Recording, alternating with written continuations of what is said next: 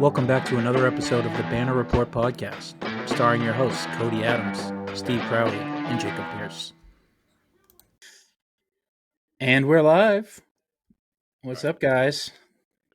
What's going on, boys? This is the Banner Report podcast. We're coming to you on December 19th. Happy holidays.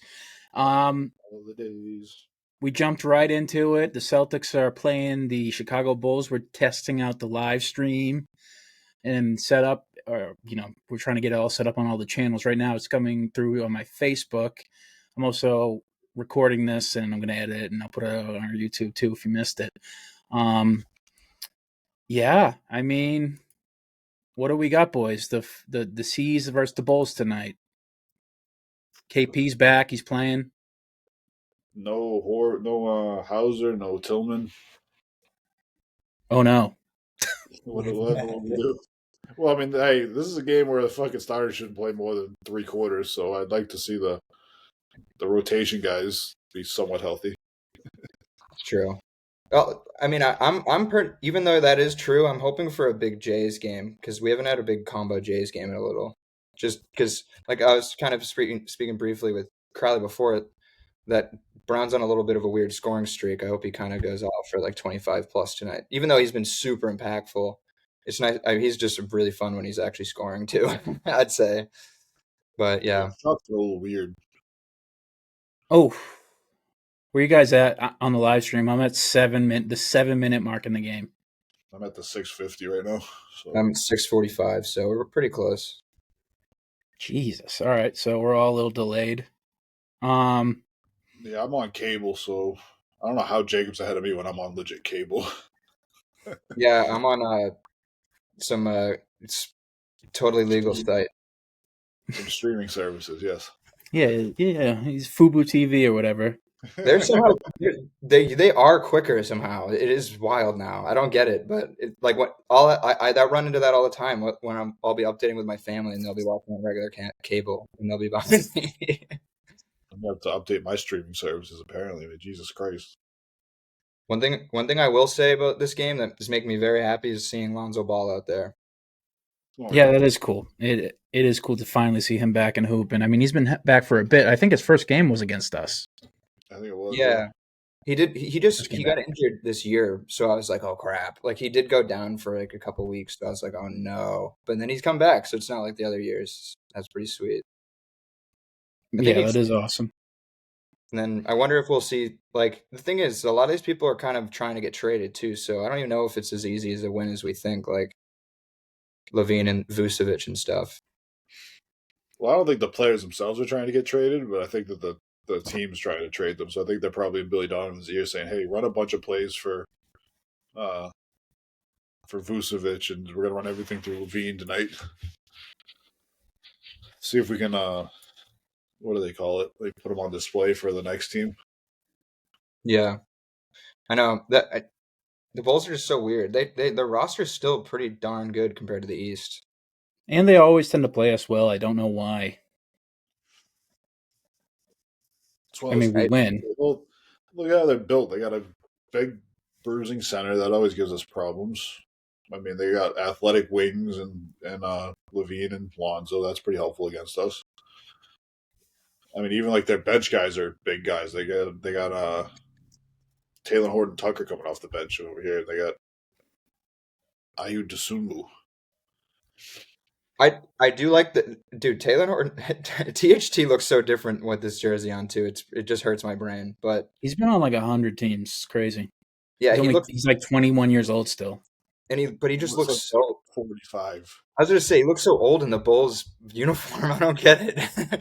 He has wicked old man face. Him and Tillman, they both look like they should be like retiring soon. Tillman looks older than Horford. Like 100%, which is so funny.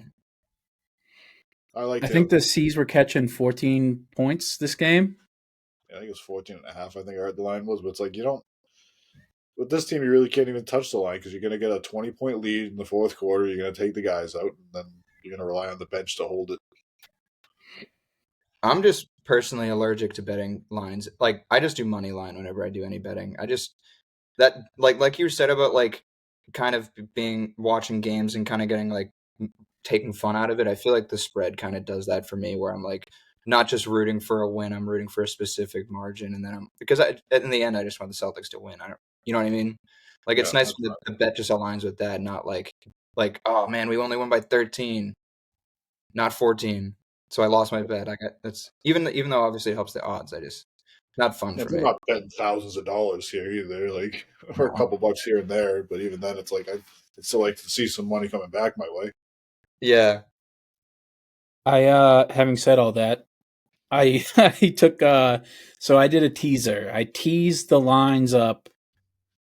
Chicago Bulls plus 23.5, parlayed with the under at 254.5. So I teased all the lines up for the for the Bulls and the under, and that puts me right at like minus 150 odds. So it's like it's not the best juice, but it's better than what you would get if you bet at money line. And I'm fairly confident that the Bulls can keep this within 25 points. Yeah. That's Just true. with what Steve said, essentially, even if we blow them out of the water, it's going to be like the bench will come in at the fourth. The bench unit will come in and they'll knock it to like 18, and it still hits. If that happens, I mean, if the Celtics lose, I mean, I'll be sad. We'll all be sad and disappointed, but I mean, the bet will most likely have hit. Exactly. Yeah. And if we crush them by 1 million, and yeah, it's like a win-win at that point. Yeah, it is. Yeah, if we destroy them, it's even better. Yeah, it's like hedging your bets. Oh, also, it's Tony Brothers tonight, so. Well, Tony Brothers isn't the reason why we've missed every fucking shot we've taken. I think we're probably about 1 for like 8 from 3, or 1 for 9 at least. He needs to change his name, man. How is it Tony Brothers and only one dude? Tony Brother, maybe? That reminds me of the Michael Jordan meme talking about Michael B. Jordan. It's like, how can you have the same name as me? That can't be allowed. I'm called the police. Whenever I see Tony Brothers on it, I'm like, it makes me think it's like Mario and Luigi or something. I don't know why.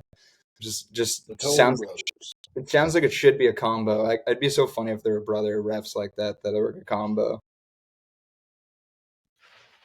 I'm just trying to check the live, see what it looks like on my Facebook.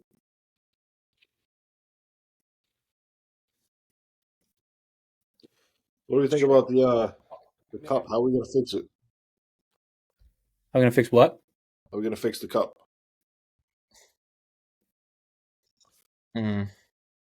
I think it has to have, and I said I think we had this conversation last year. I think what you got to do is have playoff implications. I saw a lot of different ideas. Like Rob Perez, he said the winner, that game counts towards your winning record. But the game doesn't count. Like if you lose that game, it doesn't count towards your losing record. So that could help you with like tiebreaker implications. Like a tiebreaker thing, yeah. In the playoffs. So it doesn't really affect the playoffs until it kind of does. That was interesting. And I swear I'm not about like playoff implications or anything like that. I just want to see like a better like product. Like I want to see them. If they put it in Las Vegas and it was dead. It was like, well, that's because it's not really there's not a ton riding on the games. I mean, it's just like a Fugazi Cup, Also, it's Milwaukee and what was it, Oklahoma City. So it's like not big markets. Midwest battle. I know if I'm in the Vegas area, I would love that game. It's a sick game, but yeah, hoop sickos would love it, but the general public doesn't love it because the NBA is not marketing it very well. I don't know. They're saying, despite OKC being a small market, you should watch this game. It's like, no, you should be saying, hey, OKC's a great team. They're like second in the West right now or something. I don't think the NBA's issue is marketing. I think, if anything, they're probably the best sports marketing league out there. The Lakers have the most nationally televised games in the league this year. Yeah, that's because they have LeBron James. And also, they're Los Angeles. How hard it is to watch the Lakers. They're not fun to watch. He's going to miss a bunch of games. He's not going to play. Yeah, but you're missing the point. For you and people like me, I don't want to watch another Lakers game ever until they make a trade. But for the average person who's just like, oh, I want to catch a basketball game. I'll watch LeBron James. I've heard of him. I It's don't gonna think get that's even then because they're going to tune into one game and they're going to half the game. They're going to go, "Oh, this stinks." Like I'm never going to watch LeBron James again. no. I don't think that's how it works. Hey, Dexy boy, come on. Dexter. Dexter. Look at that. We got Cody, I do special. agree. I agree that they're pretty darn good at marketing, but they do miss on some things, like how I mean it's I'm not gonna be the first to say it at all, but the whole not talking about Paolo much at all type stuff. Like they do pick and choose superstars and then kind of ignore the results. You know what I mean? Like Zion. I feel like I saw something tweet that was like not necessarily the NBA's fault, but just like a lot of our premier next generation stars that were supposed like Zion and Ben Simmons, like all the Slam magazine covers have all been kind of failing recently. And I feel like that also kind of has to do with ratings as well. Like we kind of Zion just falling so flat definitely does not help things after we had ads and such about him being the next LeBron and stuff. I don't know. It's just a lot of our most recent number one picks are kind of wet farts. So, two things. One, the marketing falter step for the NBA. There is evidence of it, and the key argument is Jason Tatum. Yeah. What I mean, we're all talking about the next American superstar under 20, under 30 years of age, and we're talking about Ant. We're talking about Zion. We're talking about Ja Morant. We're talking about guys who haven't done fuck all in the league yet. Not to mention, and we're just overlooking Tatum, he doesn't have that asshole, flashy, flamboyant personality, but he is a good-looking guy. He's a champion. Been in the playoffs. He's been on our screens for years now. So, and we just refuse to push him and prop him up as even people debate if he's even a top 5 guy, which is nuts.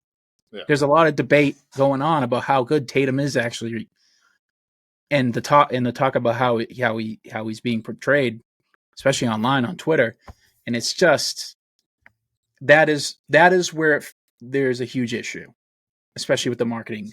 They're still pushing, like I said, they're still pushing the old guys out there, like LeBron, and Steph, and all of them. Yeah, I get that those are your top guys, but you're not building the sport by doing that. You're having debates about what the Lakers should do on your first block of your NBA TV or your NBA on ESPN, and you're not talking about Cleveland, who's running away, who's number one in the East right now. You're not talking about the Celtics because we're boring, because we're just so good. We got to talk about. We don't play basketball, Steve. Yeah, we're ruining basketball apparently by shooting threes. You're not even talking about how great the looks are that you're getting. The rest of the league's trying to do what we're doing, trying to catch up with us, but they're not going to be able to do it. And now we got to listen to New York Knicks talk. Well, it's the first time they've been good in fucking 20 years. Yeah, I mean, I get the Knicks one, sure. I get they made a couple big trades. Now they're pretty good, but I also feel you're shorting the audience by not talking about the best teams, by talking about what you think is going to get you clickbaits. That's hurting the product at the end of the day. If you want more eyes on the product, show them a good product. Don't show them LeBron James on the second night of a back-to-back because it's on a Sunday. It doesn't make any sense. And I don't know if you guys listened to the recent Bill Simmons podcast. He went through the entire history of the NBA, and he talked about the NBA's crisis points throughout its history. And he went through all of them piece by piece. And he's like, "Yep, we thought the league was terrible this year. The beginning of the '80s through the middle of the '80s, the league was terrible, or whatever." He was saying some shit late '80s, maybe it was terrible.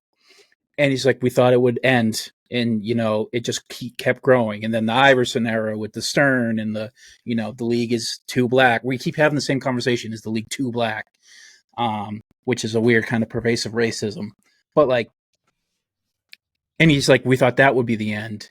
Now we're at another inflection point where the old stars, the old guard, LeBron, Curry, KD, they're not the premier guys anymore. They're almost gone. They're almost done. Now what do we do?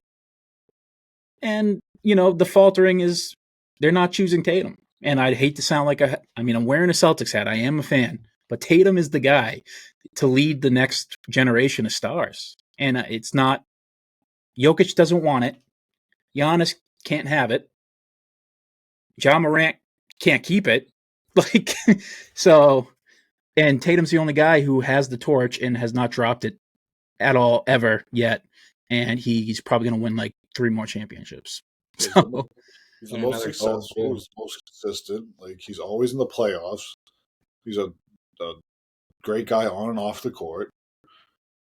But you're gonna go prop up everybody else, which is weird. And you're still trying to prop up guys that are leaving the league soon instead of like you could boost up all those guys at the same time. Just you have a marquee matchup on a Sunday between the Grizzlies and the Timberwolves. Like that's Ja Morant versus Anthony Edwards. That's a great matchup for young stars, but instead you're going to be putting on Golden State versus the Clippers. Like doesn't make any sense. You're not putting out your best product out there. having said all that, I say that to say this: the NBA will be fine. Oh, I'm not saying it's going to be bad, but I'm just saying it's like that's their issue they're having right now with their marketing is that they're still holding on to the balloon, and it's getting a little bit far away from the ground at this point, and they're getting more and more afraid to let go. What started this conversation? I completely forget. I Talking wanted about to fix the the cup. I had ideas about fixing the cup. Oh, the cup. Yeah, another thing Bill Sims talked about is like if you win the cup, it's an automatic. You secure the 6th spot in playoffs in whatever conference. No, that's dumb. If you're gonna do it that early in the season, like if the Celtics would just be like, all right, we're just gonna go all out and win the cup, and then we're just not gonna play anybody for the entire rest of the season and lose every game. Like we don't. They're not going to do that. They're going to fight for seeding. What are you talking about? The Celtics don't give a shit about seeding. A 6 seed is a great seed if you're gonna be that if you're that good. If you're already gonna be a 1 seed, you play the 3 seed in the first round, and then you play the winner of the 1v8. What if we had to decide No, home? then you play the winner of the 2v7. Well, Steve doesn't even think seeding matters, so he would say it still doesn't matter. Because like if you're just gonna give them the seed in December, like But it which gives a time to make the team rest of the season like the whole season matter, it and the gives a rest of the team season like the Warriors or the Nuggets like incentive to go all out right now because they're going to be a fringe case. They're in a stacked conference trying to make it. They might be lowers. They might not make it just outright, let alone be the 6th seed. What happens at the end of the year when like Steph turns an ankle and you have already guaranteed the 6 seed? You're just gonna sit your entire team for the whole last month of the year. Yeah, that's what happens when you win the cup. That's what makes the cup worth. You're asking the question is how do we make the cup worth something or I don't matter care about it being more? worth anything. Like it's never going to be worth anything because you're always going to have a championship at the end of the year. Then it's not going to Where be. you have 4 different cups and then a championship at the end. I just If it's want to not worth anything, it's not going to be. We don't fix it. It's just something that's broken. If it's not worth anything, it'll never be fixed. What Jay was about? got something.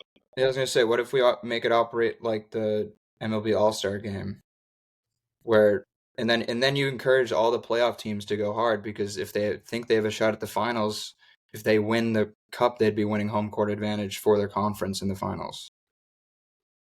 That's not a bad See, that's idea. something that matters. I like that. Yeah, like OKC and the Bucks would realistically think. I mean, I don't think the Bucks will be, but they think they can make to the finals, so it really would add oomph to it, and then make any team that is in the playoffs. Like, I mean, we saw the Heat go to the finals from the 8th seed. Hate, I don't like to bring that up, but yeah, like it could just influence any team. And then if you're like sort of a fringe playoff team, but you think you could have a shot even at just somehow getting to the finals because of circumstances, then you have a leg up on any powerhouse you'd face in the finals. Kind of all angles. I mean, it would kind of suck. I mean, any angle I think of it, I'm like, if I think of then it would really screw over the team in the East or the West this year that makes it to the finals because the Thunder blew it for them. But in the end, then they could have went balls.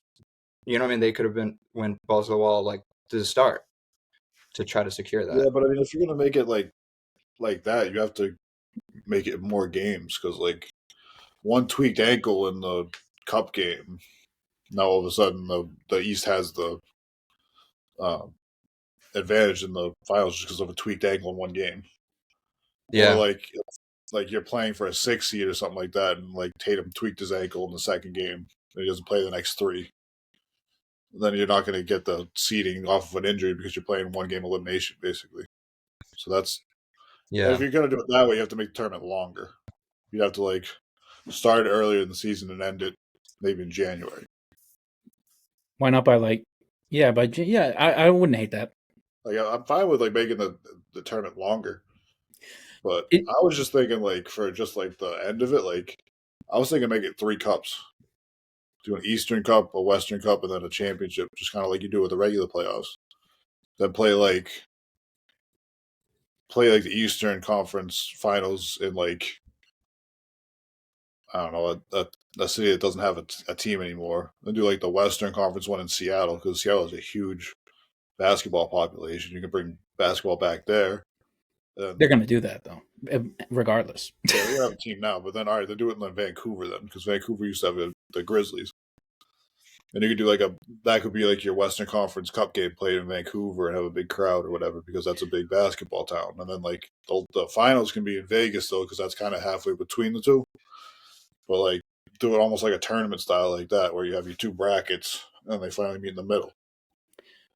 There's only 2 ways to make the cup better, in my opinion, and I think we've kind of touched on it. You either increase the gravity or its value just by what it matters if you win it, or if you whatever do well. We batted around those options, but you can also increase the spectacle of it, and that is like you could maybe take it on like a tour to a different city, or like I know that the courts are wacky now, but like maybe you put a financial incentive and like you have like, okay, so the Celtics floor will have there, it'll be all black with like whatever, just like make the courts look crazy or something crazier.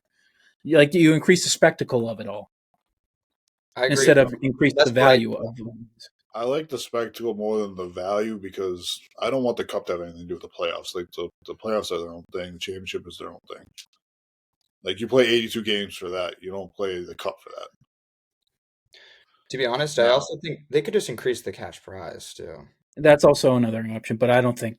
and if you I mean, it's like not going to matter to a guy what I like was Jason saying, where you're Tatum. going to bring it to different cities, you could increase the revenue that the NBA is bringing in, and then you could increase the cash prize at the end.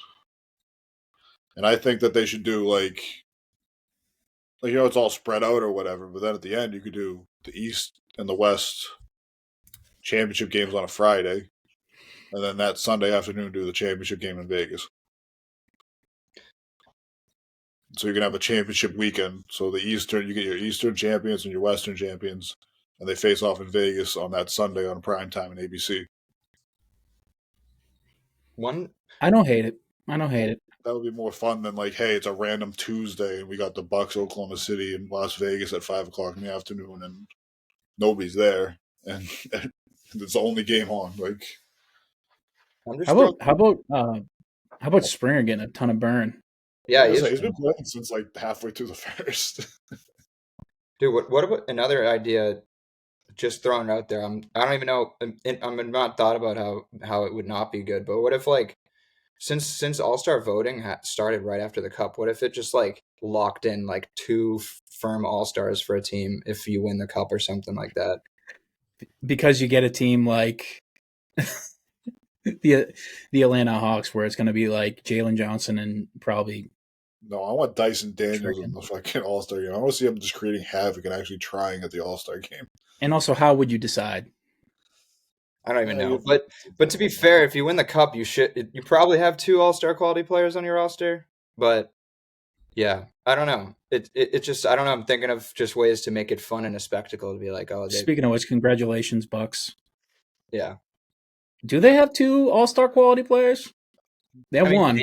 Dame would probably be the other one, but yeah, he's All-Star every other night. Yeah, he is. Yeah. Dame is perfect for the All-Star game because you don't have to try that hard and you can just shoot from really far away, and he's really good at that. So yeah, no, if he sneaks to be in, honest, I'm actually more. I would enjoy watching Dame playing the All-Star game more than Giannis because Giannis doesn't try at all, and all he does is dunk. So when he does want to go down and dunk, everybody just gets out of his way anyway. So it's like, all right, cool. I'm gonna watch you do warm-up dunks. Like at least Dame is like shooting something from crazy far away. Also, do we ever think about the ratings being bad for this NBA Cup just because we sent our two biggest free throw merchants of the season up to the top? Ooh.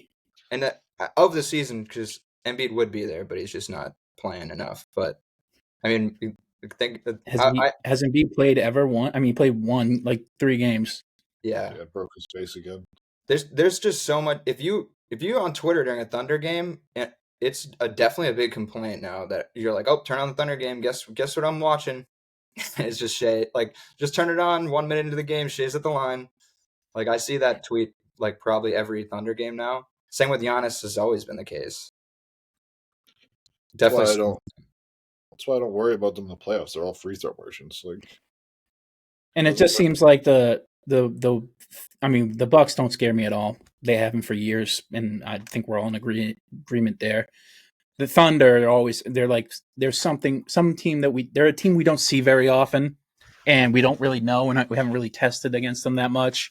So, like, them being so dominant out west is like intimidating in a little bit of an aspect. But like watching them play that game, I'm just like they don't have anybody who can like get their own shot. Like besides SGA.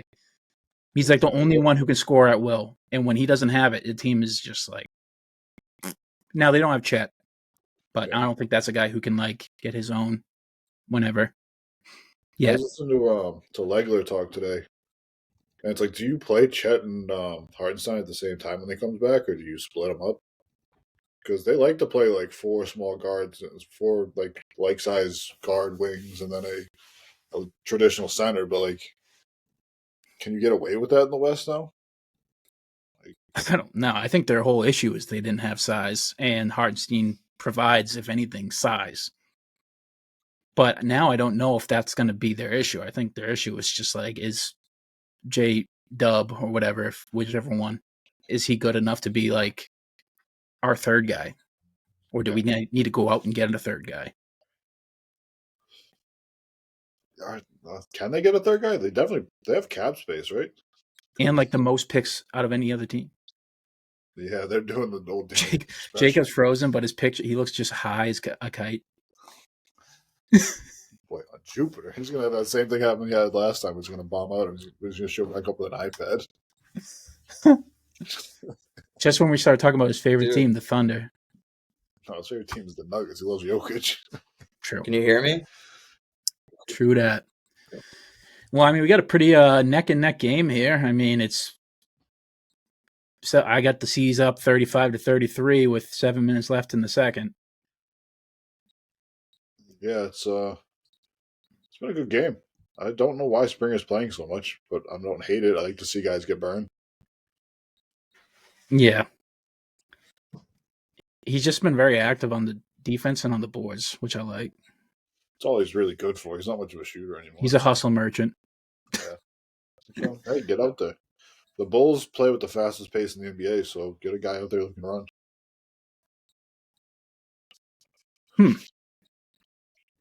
Interesting.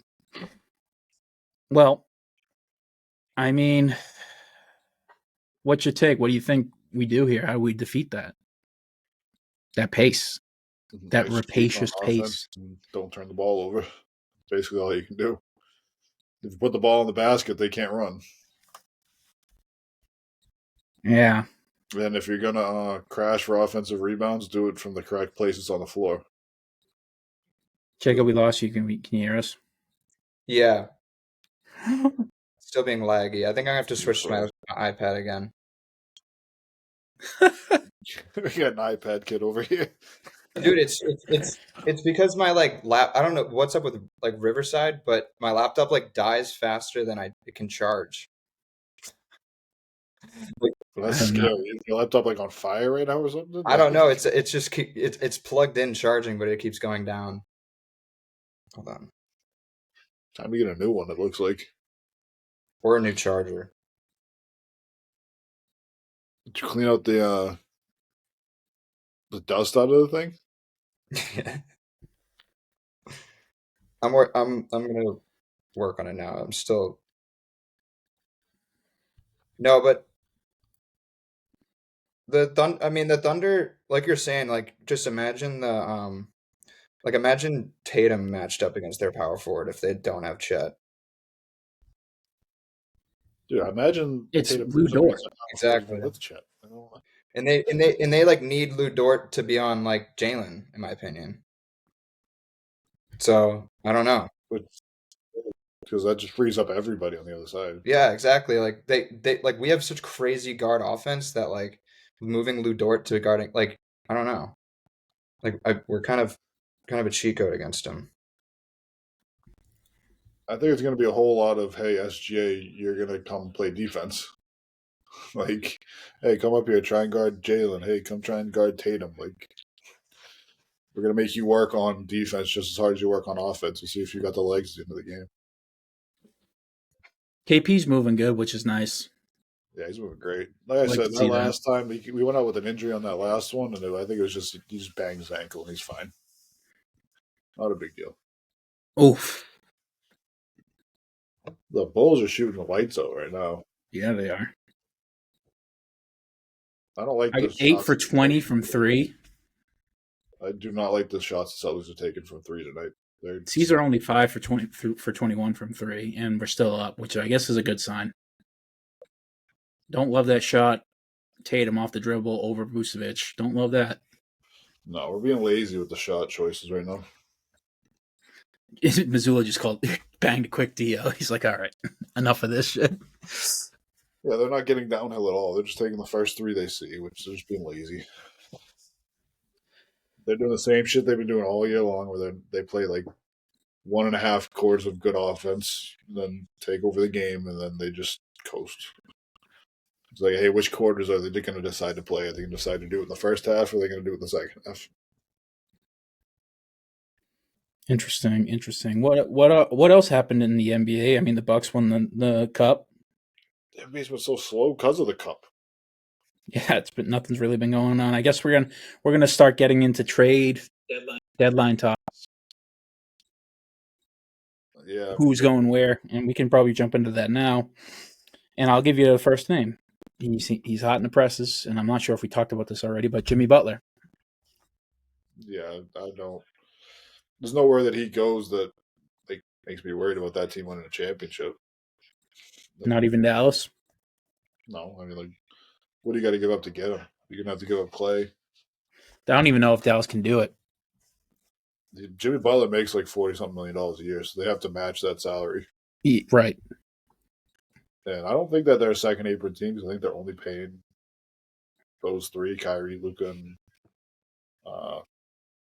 Clay. So you could aggregate salary, I think, to get him, but then like you're gonna have to give up Clay and a couple of pieces for a worse shooter who's more ball dominant. It doesn't play off the ball the way that Kyrie and Luka can. I still wouldn't like to see him in Dallas or Golden State. I just want to see the burn. I want to see him yelling at Kyrie and Luka every day. Like, can you imagine him going in and seeing Kyrie saging the locker room? Like, I think he'd have more of an issue with Luka. Yeah, I think so. Hey, dude, why don't you fucking play defense? He'd be used to the Miami Heat like toxic weight rule too. That they, it's like, wait, we're not even allowed to. You're allowed to gain weight on the Mavericks. What the heck? Don't they have them like weigh in every day on the Heat? I think I remember hearing that. Yeah, I heard some weird shit like that. You have to weigh in every day. Something like that, or like weekly they have like a weight. Like you have to stay to a weight that was like that's like on your contract, or you lose money. But I don't think they do it for every player. But they're like known to have done that with players that are struggling with weight, like a Raymond Felton type.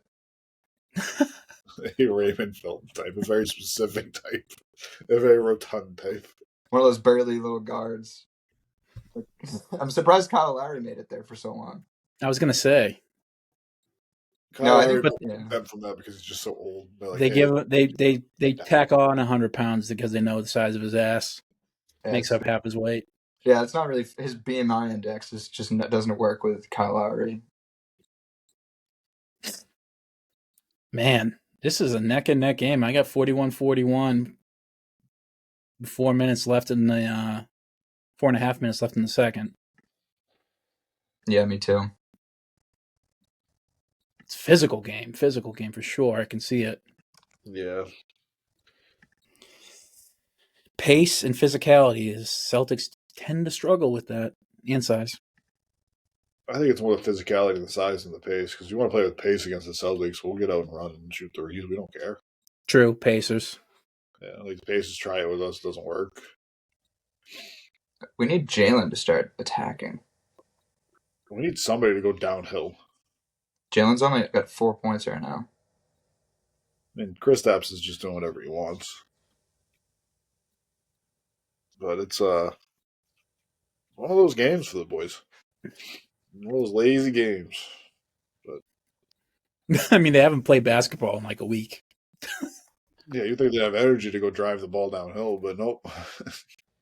Dude, yeah, when I went to go check the game log, I was like, how the hell? I mean, it feels like we've not been playing, but only 2 games since December 9th? It's crazy to see. Yeah, it's wild.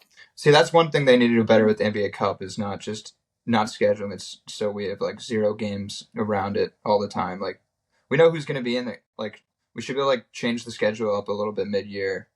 Like, but by the time we get it set, can we just slide some people in between? You know what I mean? Like around it, because it wasn't just like they'd have obviously the night where the game is. No, that makes sense. But like the day before and after, it also had 0 games a lot of the time.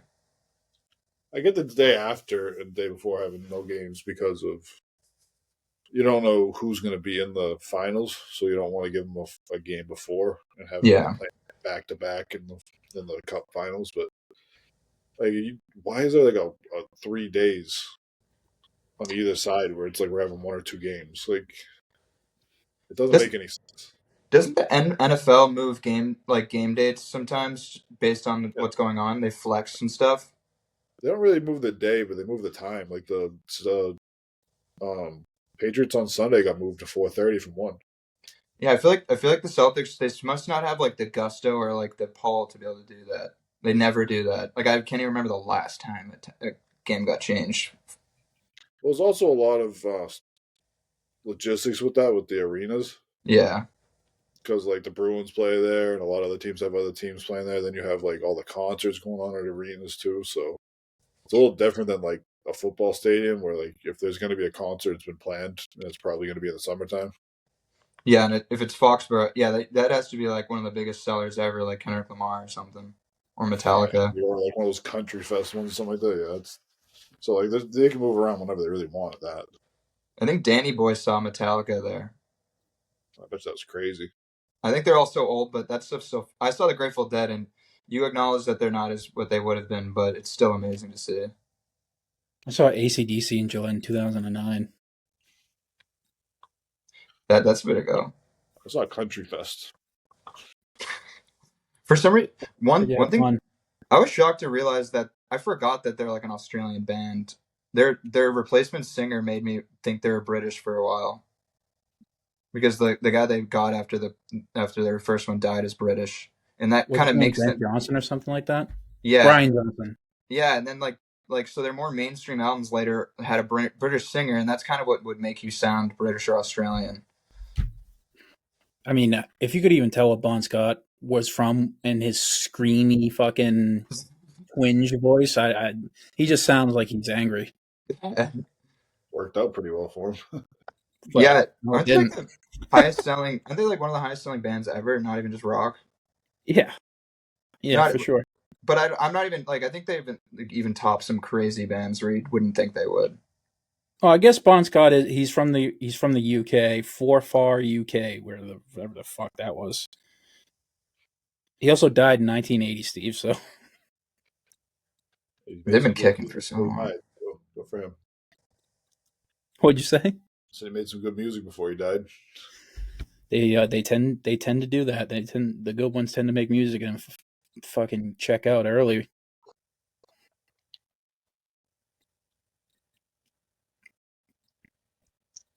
Vucevic, is he a guy on the trade market, you think? He's supposed to be. Yeah. He's got 1 year, $21 million left on his contract, so that's like a movable contract, expiring contract. What's a good fit for him? Warriors fans want him. Who? Warriors fans, they want to see if they can get him. Dude, I don't hate TJ that. TJD ain't cutting it. That'd be Yeah, it would be the best center they've had in a long time. And to have next to you have a defensive wizard with him with Draymond too, at least to kind of help with Vucevic's non-defense. yeah. Like, hey, Voos, like we can make it work. You just go be big in the paint. Like we don't really need you to do anything else. We'll figure out the rest. Jesus Christ, Tatum's having a terrible night. Is Lauri Markkinen? Did they say they're going to keep him, or is he on the market as well? He's got a no trade clause though. Oh, so yeah, he's not like being Beal. He's like no. Well, I don't even think Beal even likes Phoenix that much. I just think he wants to be able to dictate where he goes. I think Lauri's just like, I don't want to get traded again. Yeah, in the small amount of areas where Beal can go, I don't know if he's going to waive that no trade clause to go there. Another one where it's like that guy's also making like $40 million a year. Like, who wants to trade for $40 million a year? Bradley Beal, anyways. Yeah, it's a bad contract for sure. Bad contract with a guy with the no trade clause. I could see him wanting to go to Miami just for the weather. Obviously, not the team. A little home reunion. He was a Florida Gator, if I remember correctly. Yeah, Yeah, that's right. But they're obviously not right? like an attractive destination. But I mean, you can't really get better for a location. You go like Bradley Beal for Jimmy Butler. Yeah, that's what I've seen, and people are joking like to the myth of consensual whatever, and it's like Yeah. I consent, and then Beal's like I do not because he has the no trade clause, and it's like all these people like trying to trade Jimmy, and it's just funny. Like the no trade clause thing always kind of makes me chuckle. I don't know why. It's very funny too because like you have a no trade clause, but if they come up to you and say, "Hey, we're thinking about trading you here," are you gonna be like, "No, I want to stay," even though you just told me that you don't want me here? Like, Yeah, that is true too. At that point, it's just kind of like, "Hey, do I want to be like a thorn in their side and just make everything uncomfortable for everybody, or do I just want to just be like, okay, trade me?"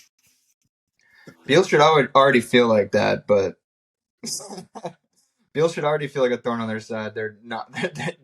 He basically is last game in the playoffs before they got knocked out. For him to take up that much cap too, he limits them so much. That was rough. What even do they have to?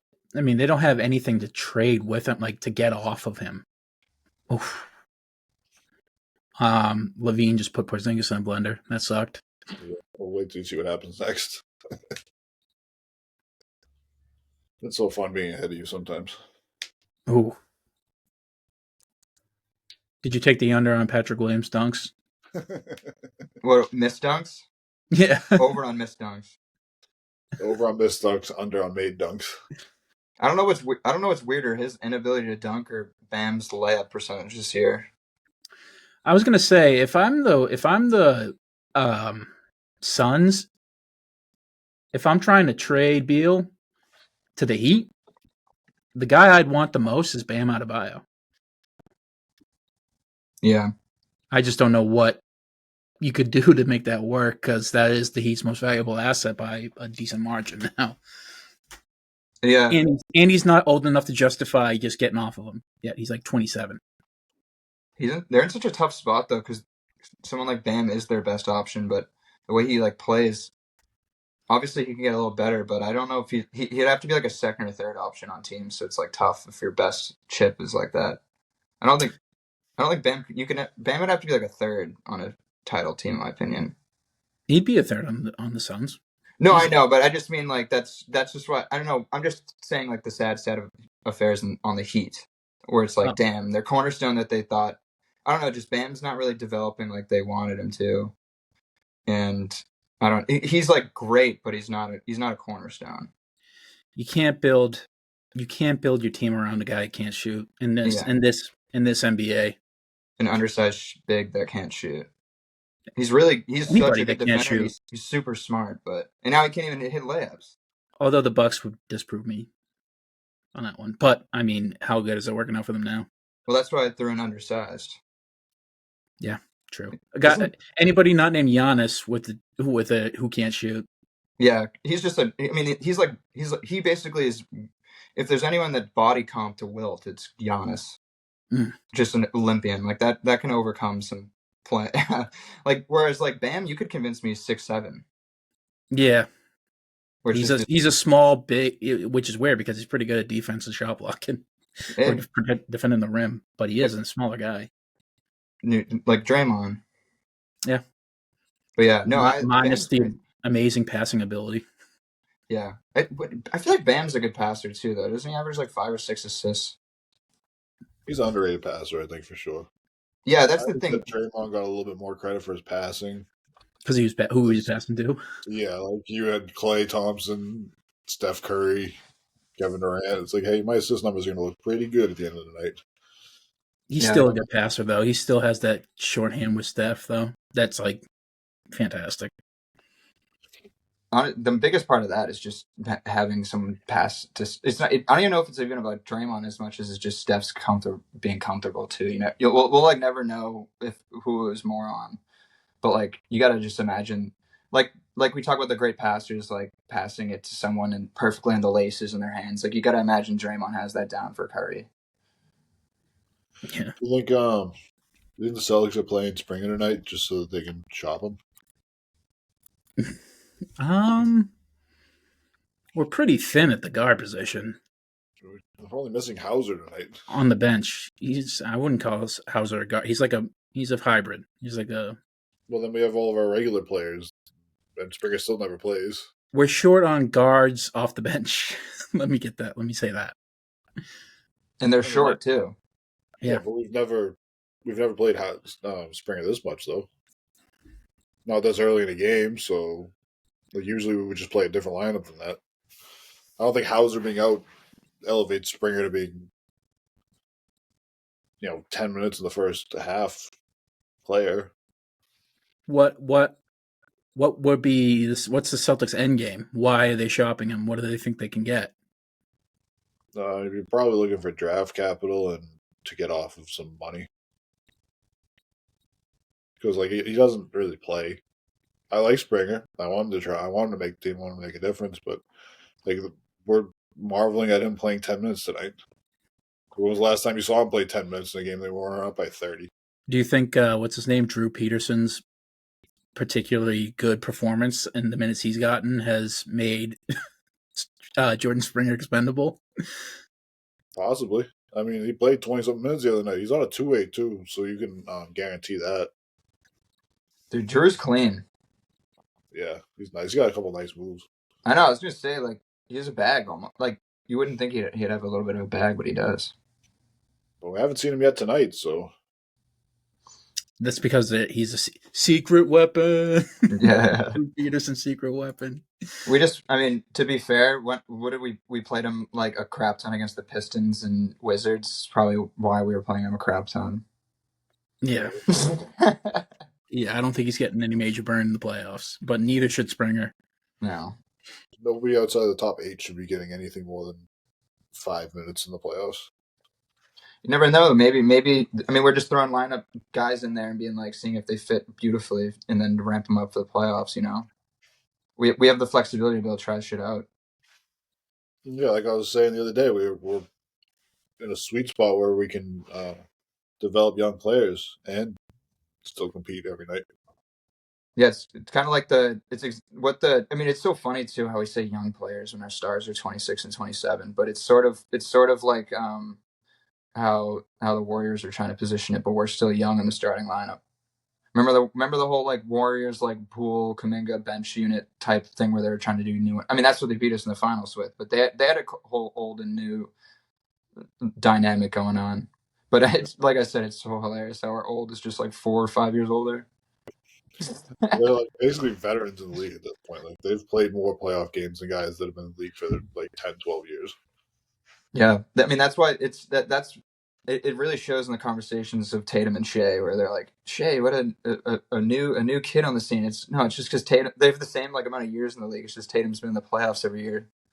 No, Me and Tatum Steve had this conversation a day or two ago. Tatum actually has a couple more years in the league. 'Cause I think Shea played a couple years in college. That makes sense. He wasn't as much of a sure thing. Yeah, he was kind of a throw-in with that Paul George deal. He's Crazy, but the Clippers wish they had that one back. Holy shit! Yeah, that is nuts. What was the crux of that conversation we had the other day, Cody? I think I was saying Tatum has the ability to be like a top 10 guy. All time, ever. When it's all said and done. And it's just crazy the amount of disrespect he's getting.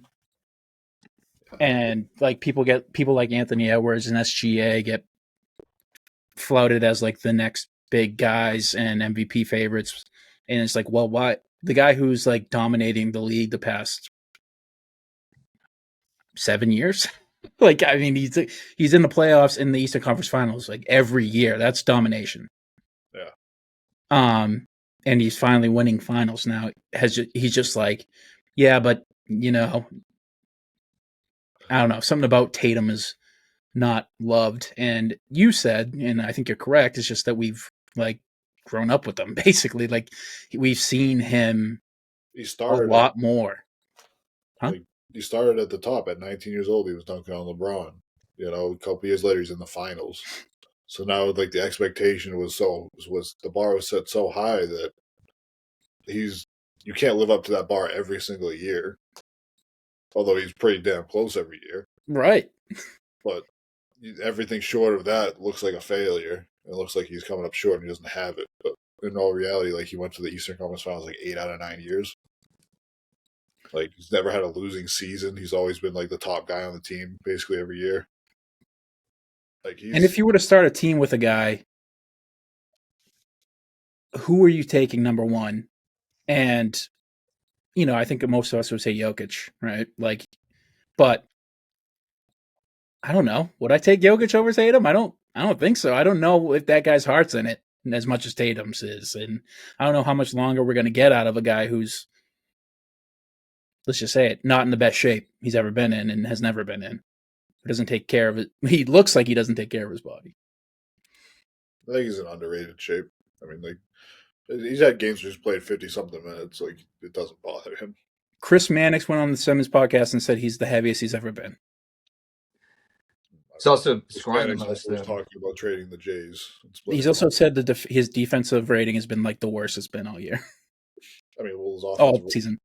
Like we talked about that too. Like if he doesn't put all his effort on offense, then they're going to get blown up by 40 every night. Like the team's a plus 18 when he's on the floor or something like that, and they're a minus 10 when he's off the floor. He's only off the floor like 5 minutes a night. Like, the on-off with Tatum's not great either. Yeah, but it's not a 28-point difference between when Tatum's on the floor and off the floor. Like, you start cutting a lot of excuses when he's like, why would you take Jokic over Tatum? You start making a lot of excuses. Well, the team. I would take. I mean, look, I would take Jokic over Tatum, but it would be very close. It'd be a hard choice. Also, what's the age difference? 4 years. It's only 3. It's only 3. Jokic isn't even 30 yet. Yeah, Jokic is only born like right around when we were, Cody. It's ridiculous. Don't say that. He's only 29, which is a little better than us, I think. Yeah, it's just hard to say with that debate because it's just like we've seen Jokic carry such garbage teams, and Tatum hasn't had to do that. Like there was that year where we were bad, but like not like what Jokic has dealt with. So I guess we just haven't had like the proof that Tatum would do that for like 5 or 6 years straight, like Jokic has, where he gets them to like the top 3 with the worst team ever. Like Tatum's just been lucky to not have that. So like I think he could really shoulder a crazy load, but he hasn't had to. So it's like I don't know. You know what I mean? It's tough. Like we've seen Jokic have to be a Hercules for like every year. So we like have that as like proof, but we don't. We Tatum's team is so good that I don't know. Like we've had 1 year where the roster is pretty garbage, but even I bet Jokic would have done this similar with it. Well, this is me talking out of like both sides of my mouth, but like we've seen Tatum in the playoffs when Brown was hurt take over and score 50 in playoff games and score 50 in play-in games just to make sure that our season keeps going. Like we've seen him take over games even with the rest of the stars out there. So it's true, but we did lose. We lost 4-1 in that series. I mean, hey, I'd rather lose 4-1 than 4-0.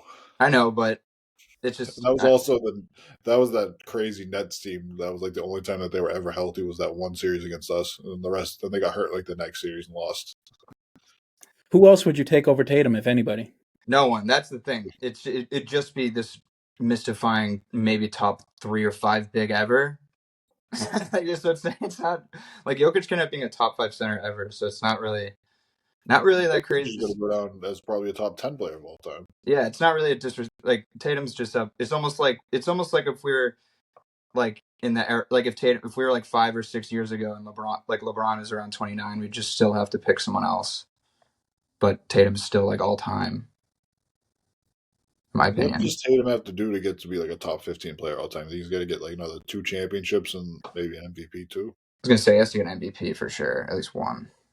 Yeah, Really? I don't know if he's ever gonna get it.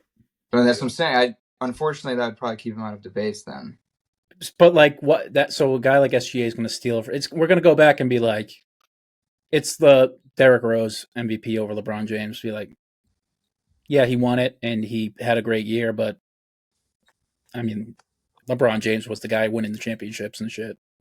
You know, who would you rather have? Dude, I was a LeBron hater in the moment. I hated LeBron on the Heat. I'm sure we all did. I was like, the Heat was like fucking. I didn't even enjoy that team like I should have. And even I that year was thinking that was bullshit. And I loved Derrick Rose. I was like, what? If you just took a random sampling, and I think I was making an indictment on the average IQ of the NBA fan base.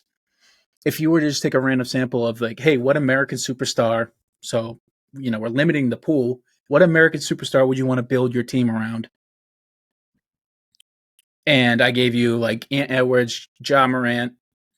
I did include SGA, even though he's from Canada, and like Jason Tatum. And I was like, which one do you think would come in last? And well, I don't think I included SGA, but out of those guys, I think you said Tatum would come in last, and I agree. I think people would pick Tatum. Tatum would be the last choice to be like, yeah, Ja Morant is, crazy and he's young, but Tatum is young and he's a champion and he's crazy and like, I don't know. The disrespect he gets is crazy to me. It's crazy, and I know I'm a homer, but I don't even think you're a homer. Like I even see it on the internet. Even some other teams are like, the other team fans are like, why is this guy getting so much hate? Like he's winning everything.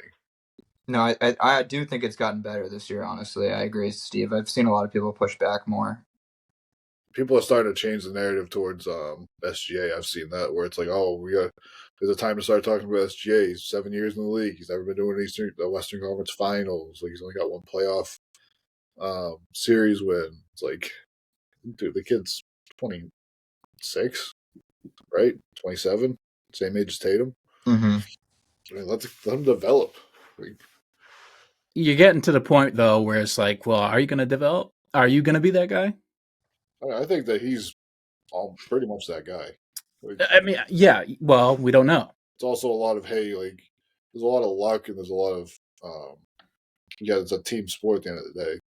Like at this current iteration of basketball, it's more of a team sport than it ever has been. Like we talked about the weight of the rings. Like we're talking about Jordan's 6 rings. Like, yeah, Jordan had to be that guy because he was playing with Bill Cartwright and Bill Wennington on the floor with him. Like that's 2 guys that can't even dribble a basketball without hitting their foot. Nowadays, if you can't shoot a 3, if you're not elite at something, you're not on the floor. So now it's like it's developed into more of a team game. Unless you're Jordan Springer, whatever his name is. Well, yeah, he's an elite defender though. Like he's well, I think he could be an elite defender. Let's take out the guys that are developing. You're talking about like our starting 5 in the finals. Like Patrick Williams, elite guy who can't finish a dunk. Yeah, elite at not finishing. Well, that's why we're talking about rings. We're not talking about regular season. Like look at the finals last year and the Mavs and the Celtics. Like there was not a guy on the floor that wasn't elite at something. It's for show. And we'll also have to see if like you were saying, we don't have much playoff resume for Shea too, so we don't even know if he's just a regular season that guy type or if look at Harden's career, man. That's exactly right. That's why I would be like, is Shea proven it? No, Shea hasn't proven anything yet. Even if he wins the regular season MVP, he has to do something. Like Harden fucking averaged 35 points a game in the season, and that just goes away in the playoffs when the physicality changes and free throws are harder to get, and like Shea like being a kind of preying on the free throw line and being a mid range steam. I don't know. It's just kind of that sort of stuff is harder. Yeah, and it gets a lot harder in the playoffs when they start keying up on you too. They start game playing you every single night. You're not catching a team on the back to back. And the rest of the team is really fucking young too. They could totally be like leaving SJ on an island production wise. Like I wouldn't even really fault J Dub that much if he had a whatever playoff run. He's literally 20, and Chet is 20. it's like kind of yeah. Well, it's fun. I think that's also why Shea gets the young guy coin so much, just because I think their like average age is so young on the Thunder that they all feel like they're 22. Yeah, they all look like babies. They are, dude. I think Caruso is a vet there. That's pretty bad. Dude, I think wasn't they almost like I think they like had almost set the record last year, but like I think didn't have it because of like some tanking teams. But like for like a 1 or 2 seed, their age like average was like 24 or 25, which is actually ridiculous. Sorry, just having a 4-alarm fire in our apartment. Fucking talk about ridiculous. Zach LaVine's gonna set fire to the TD Garden tonight. Dude, I had a fire alarm go off recently during a work day, and it was like I've never had it happen in my building yet, my new apartment, and it is the craziest alarm ever. There's no like brakes, it just like it does. There's no like brake, it just does that. I was like, what? Like I had headphones in and it shot me off the couch. That's how loud it was. I was like, what the? I thought I was getting nuked. It sounded like a nuclear warning. So you guys need to make this less alarming, I guess. LaVine 5 for 7 from 3.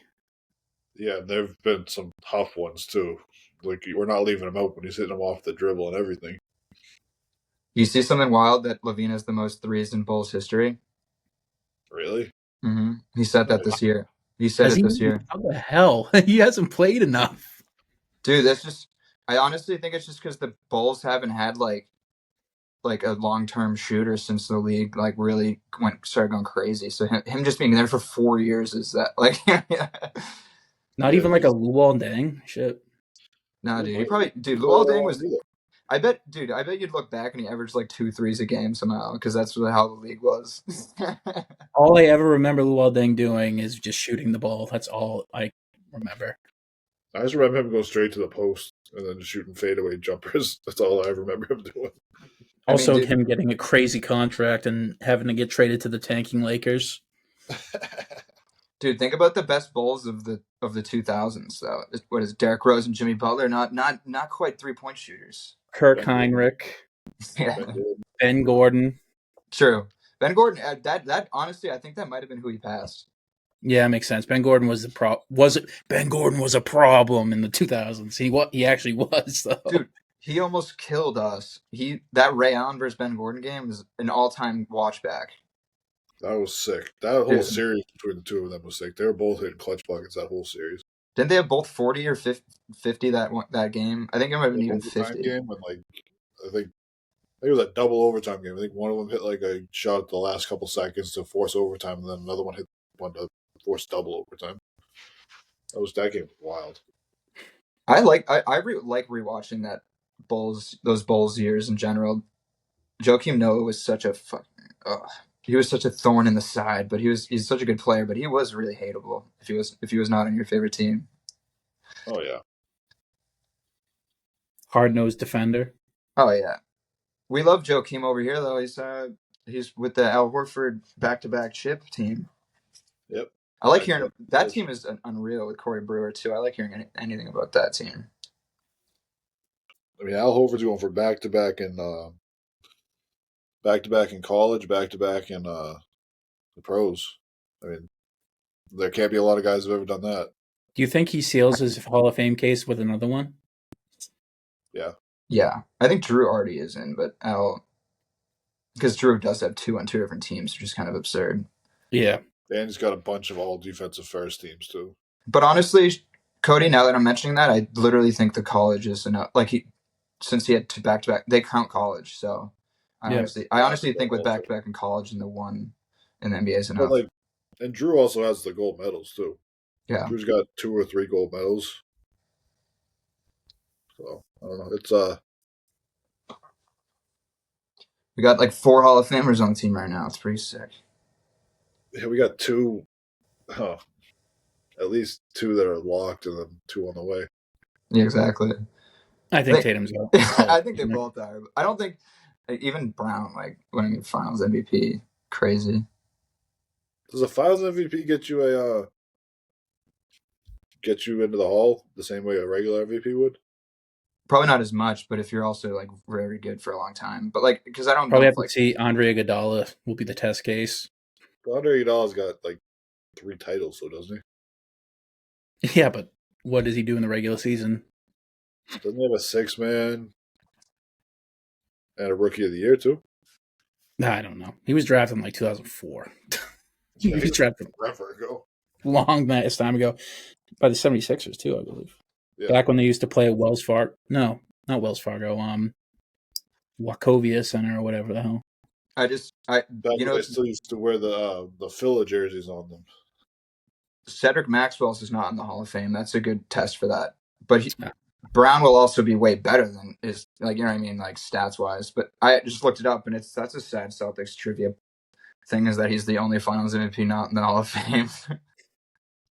Well, for Iggy's not, but he's not even eligible yet. Yeah, we'll see. Do you think that they even put him up for it? I don't know. I'm kind of surprised not in it. I thought they'd just throw so many old people in it. Like I figured they every 80 Celtics player is in the Hall of Fame besides Cedric Maxwell. Exactly. Well, I mean, do you think that Iguodala gets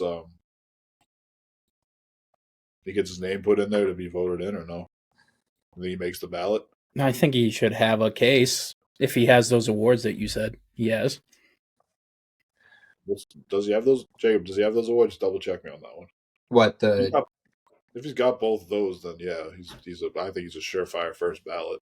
For Iggy, what are the exact ones? He's a one-time All-Star, 4-time NBA champ, All-Rookie, 2-time All-Defensive, and the 2014-15 Finals MVP. Oh, so he doesn't have what I thought he had. No, well, I mean he has one more championship than you gave him. If I don't even has one less Rookie of the Year and one less 6-man of the Year than I thought too. So he's averaging. His career averages are 11 points a game, 5 boards and 4 assists. 11, 5, and 4. That's tough. I'm not. If he gets in, I'll be kind of upset. Look at Draymond's. Yeah, but Draymond's different. He's got a depoy. Yeah, he also has a bunch of like the one-time All-Star. If we let a one-time All-Star in the Hall of Fame, that's pretty rough, dude. He wasn't even a top 15 player in a conference more than once. Yeah, Draymond's a 4-time All-Star. Also, Draymond's averages are better. He's 8, 6, and 6, right? 9, 6, and 6. 9, 6, and 6, and he was 11, 6, and 5. Yeah, not to mention elite defense. Depoy, definitely. Which I guess Iguodala has as well, but not quite as good as Draymond's. The Depoy, though, carries a lot of weight there. And he's a steals champion, 4-time All-Star. Draymond being a steals champion is pretty absurd, honestly. He was such a smart defender. When's the last time a big man was a steals champion other than him? Probably like Ben Wallace or something. Yeah, what? I feel like that doesn't happen. Ben Wallace, the only undrafted player in the Hall of Fame. I fucking love that shit. Ben Wallace is probably one of my favorite people to go back and watch in the 2000s. Even though he contributed to some of the worst basketball, but if you watch highlights, he stinks. Yeah, he stinks at scoring the rock. But I mean, goddamn, was he cool? Like I don't want to watch a full Pistons game from that era, but I watch clips. Also, I thought that in my head while we were talking about ratings. Anytime anyone talks, or just the state of basketball, anytime anyone talks about the state of basketball, they can never actually show me the period you want us to emulate instead, and then sit me down and have me watch a full game and actually be like, this is better. It's not. It's brutal, dude. It's brutal. I watched a full basketball. 90s. Dude, I watched not even a full 90s game. I just watched a half of a 90s game recently.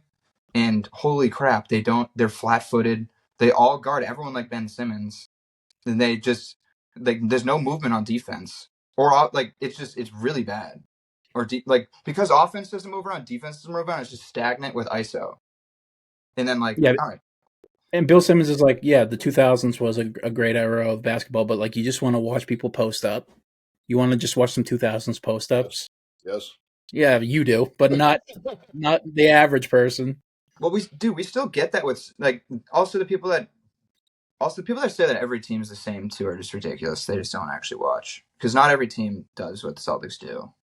No, they try, but they fucking there's a real art to what the Celtics do on and off the ball.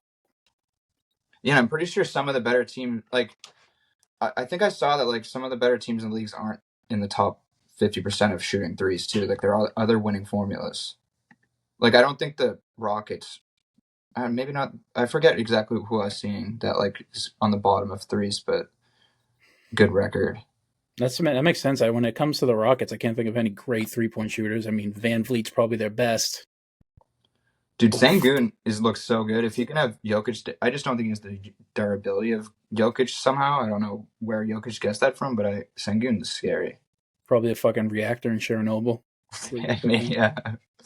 Oh, no, it was one of those bombs that dropped it. You got nuclear. You got you turned into a superhero. Whenever I hear about his childhood, I'm like, holy crap! No wonder he doesn't give a shit about pressure.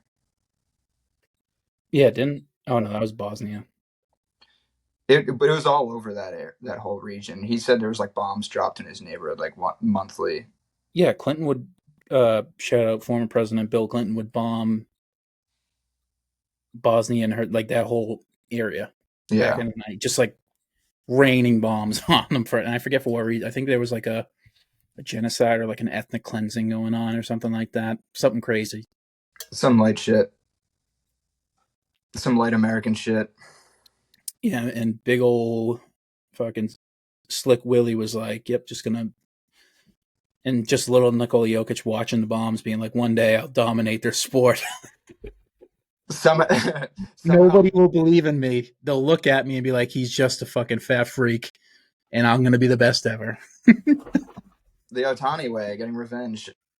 Yeah, Otani's like, oh, that's your American pastime. Let me fucking get revenge for World War II and be the best ever at it in 4 years. that's funny. That's because baseball at the time of World War II was definitely the sport people cared about. And he's just like, so this is like a long running beef. Mm-hmm. At the same that always funny when you go back that it was the premier sport, but it's crazy how it didn't even protect the players. Like players were still getting drafted and stuff. Like Ted Williams. I don't even know if he got. I think Ted Williams was just voluntarily going, but I think people did. Jackie Robinson. Yeah. Not so voluntary. No. Whenever you think when the Ted Williams career case is always nuts because he's like, yep. Then he missed a few years. It's like what? And then he came back and was just as good. It's like I don't even know if that he's just that amazing or if the league was bad. But how's that possible? Well, they know like black people playing it for a long ass time, so probably the league was a little bit bad. I would say. Dude, that's why I hate all the babe stats too. The best player of all time, Satchel Paige, like people widely consider him like the greatest of all time. He was old as hell, but by the time he played in the MLB, he had like already had a whole career in the Negro leagues. So I think Bob Gibson is similar too. He had like he came in but still had like a decade in the MLB somehow into his 40s. Yeah. The second time we've gone on a baseball talk on our Celtics podcast. Second week in a row. So you get her having me on. I've been in on the MLB Wikipedias are amazing. I'm a Wikipedia nerd and I've been going through some of the old ones. They're so funny. As a person who likes history, it's like baseball is nice to read about. It's like baseball is like history to me. It's not necessarily the greatest product in sport that I'm, itching to watch on a night to night basis. But like the gravity it held, especially in America's history, is like pretty huge. A lot of, the Supreme Court cases, a lot of like collective bargaining law was decided by baseball. Yeah, and Baseball was like a microcosm for American history. probably Hot take. about baseball. Huh? So I have a hot take about baseball. Let's hear it. As a casual fan, the pitch clock is ruining baseball. Do you want to expand on that? Like how?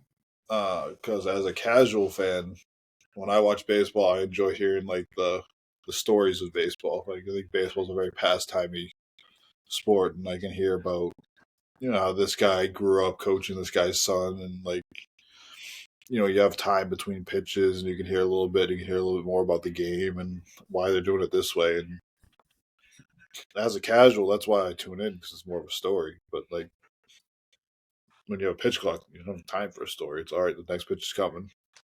It kind of took the ambiance of the game out of it. You're like a complete outlier though. Like That's as a casual fan because I watch like maybe half a dozen games a year. You're a casual guy who likes the stories and likes to will tune in to listen to it. The average person is like, and a lot of the people who are like night to night, I'll watch the San Diego Padres. I'm a huge Padres fan.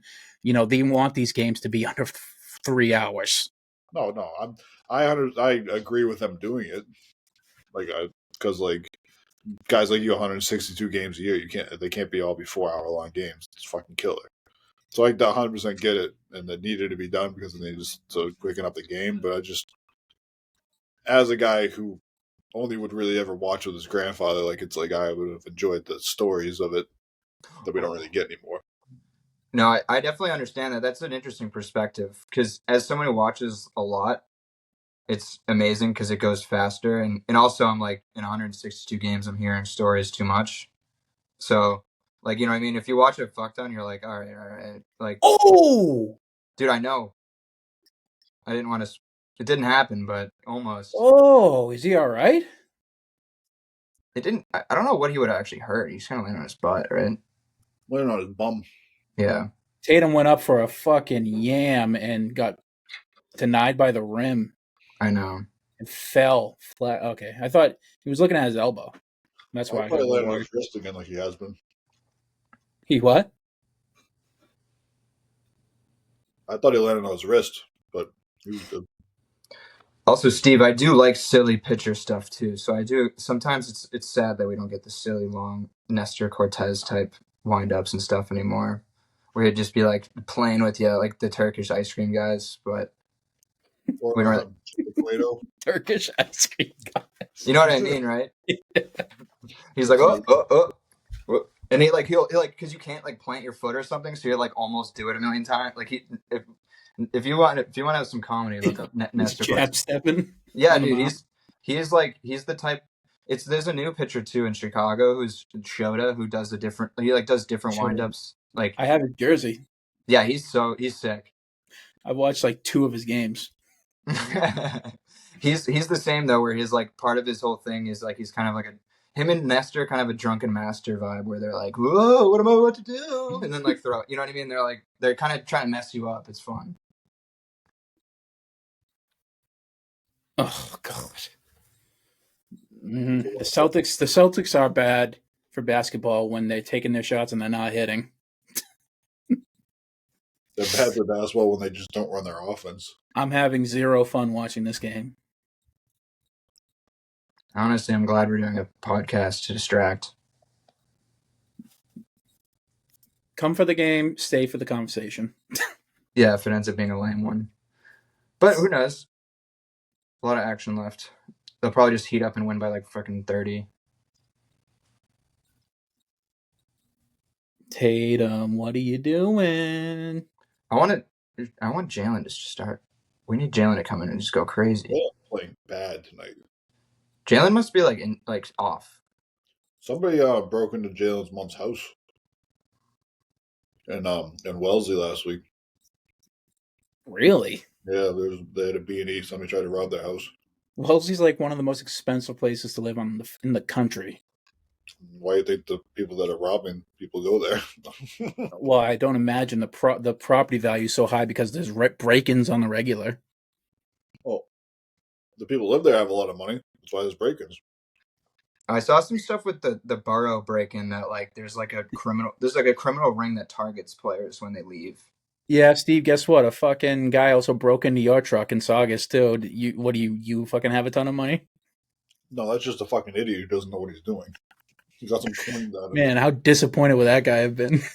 They broke into my truck like 4 times. They've gotten nothing every time. Like, nope, still looks like a dumpster. Dude, I've lost my wallet so many times that I just don't keep cash anymore, and I'm always laughing about that. If someone finds mine, they're like, "Oh, payday!" It's like, nope, I literally carry nothing in my wallet because I'm so bad at losing stuff. I'd be more irritated about losing my licenses and shit. That's it. Yeah. That's it. That's why I've limited to the pain to just that. Oh, the pain in the ass of having to like get a new credit card, make sure your old one's canceled. Like, ugh. Dude, I honestly kind of it can feel like a win though too if you've had the same one for 2 years to clear the subscriptions. I'm gonna have to do that. I just froze my credit card. Somebody stole my credit card information.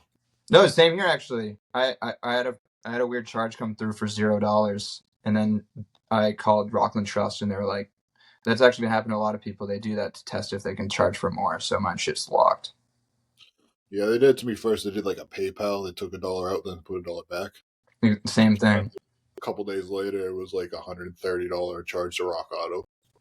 Like, yeah.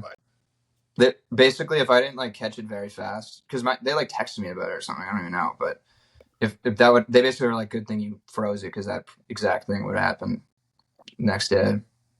Yeah, I get a notification for anything over $100, so I got a notification on my phone. I was like, "What the fuck?" I didn't. Well, Drew looks like he's banged up. Set him for another week.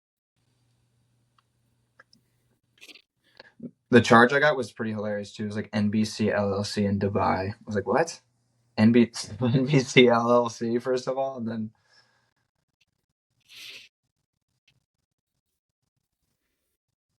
Taylor Horton Tucker somehow looking older than Al Horford. Tatum did a little feisty dunk. You'll see it in 1 sec. Yeah, that was feisty. Tatum's doing my parlay. Freaking Brown's gonna kill it. I just had to have him get 23 points, which is his average. Bro, he's got like 9 tonight. Dude, I know. Everything else is hit. What's the best contract in the league right now? Peyton Pritchard. Exactly. Just for trying to see what you guys would come up with. And I was just gonna be like, Peyton Pritchard's gonna make $7 million this year. No, I'm wrong. Excuse me. I'm very wrong. The best contract in the NBA right now is Victor Wembanyama. Yeah, it might be. It might be a rookie contract, I guess. Yeah, but the contract, which is less than Pritchard. I saw that Deuce has a pretty awesome one for the next two, but obviously Peyton's way better. Deuce Tatum. yeah, no, McBride, but I guess he's like a legend in the city because he's just like, I'll just take $3 million a year. That's all I need. Yeah, no, that's what he said. You could get like 20. Yeah, did you see that little clip though? No. He said that specifically. He's like, I'm making millions. Some people, everyone else I knew growing up struggling. Like, what? Why does it matter if I have more? If I want to be where I want to be, and I'm like, that's pretty fair perspective. That's a good person. Yeah. I bet you the fucking NBA Players Union hates that he said that, though. Yeah. I mean, yeah. I mean, honestly, think about how awesome it would be to be a celebrity in New York versus other places. It is worth money. Hell yeah. Especially a Knicks player that like the city appreciates. Holy crap, probably awesome. Oh, Tatum! Wow. Yeah, he's picking it up a little right now. So going into the fourth quarter here, I got the final score. Celtics up 86-82 going into the fourth. Yeah. We're at an hour and 25 minutes. Do you want to kill it here and we can just watch the rest of the game? Whatever you guys want to do. Fine with whatever. We're going to go old school. We're going to have a fucking 2-hour long podcast. We might as well just finish it. We might as well just finish like 3 hours. And we used to start before the game and finish after the game was over. Yeah, that's true. Fuck. There's hours of us talking hoops. Trill Withers style. Yeah, the only problem is that we don't have the backing that Trill Withers had, so nobody was going to sit and listen to 3 hours of us two fucking meatballs talking. Oh man. Oh, and Sunday and Thursday night football's on. Oh yeah, I got a couple. I got some. I'm in the playoffs for fantasy. I got three active things going on tonight. Defense coach, defense kicker, and Oh, you got John Harbaugh or Jim no, Harbaugh? dude. You know what's actually crazy is that my league does have head coach. Really? Fuck How do you score this that? for? They called a good timeout here. Like Yeah, no, it's like one challenge. it's like something to do with like strictly point margin or something. This should be on like challenges one. Yeah, that'd be fun. Let me see. You get an extra 50 points if your coach wins a challenge. No, I was so Commanders heavy. I bet on them. I have like 5 of their players, and I have their head coach too. And them being good basically is why I'm in the playoffs. I kind of gambled so hard. I picked Daniels in the draft. It's kind of baller of me. It's been a rough couple weeks for you. Yeah, They've but won, but like close a bunch of times. close. But I have Terry McLaurin, who's been the only one getting TDs. Oh yeah, He he's had, filthy. Yeah. he had like I think he has like 2 TD games in a row.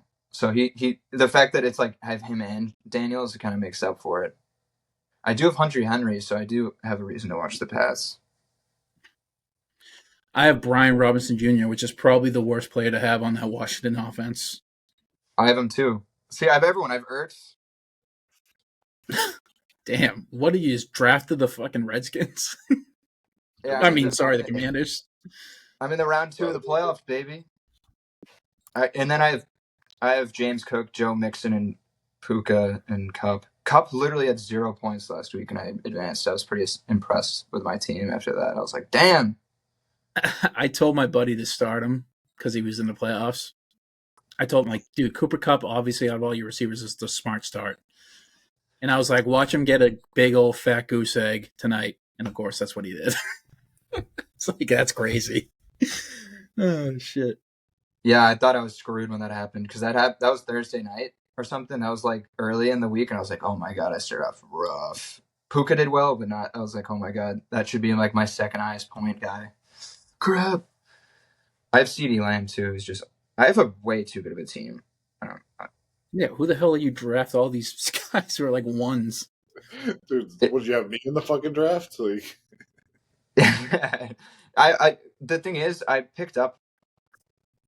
I forget who I picked. No, I drafted Jaden second round. He was not high. Terry McLaurin was not really regarded You either. drafted Jaden Daniels in the second round? No, What? I not in the second round. I meant as my second QB. Sorry. Oh. Yeah. No, like I picked him in AR, and I was like, one of these guys will be randomly really good this year. It was not AR. yeah, No, Austin he Reeves is stinks. not good this year. Steve, you're a big football guy. I was just thinking the other day, I think I can't even name 6 fucking coaches in the NFL. See if you can name, try it. You got Gerard Mayo. Soon to be not head coach. Yeah, Soon to be Vrabel, maybe. You got Andy Reid. You got Harbaugh. He's still coaching for San Francisco. Yep. San Francisco, a team you stopped coaching for fucking a decade ago. Well, there's 2 Harbaughs. No, then you said yes, and then they said no. Well, yes, Jim Harbaugh is coaching in the league, but he's not coaching the 49ers. He's coaching another California team. Not the Chargers, right? Mm. Yeah, he is. What happened to the fucking young guy that used to coach the Chargers?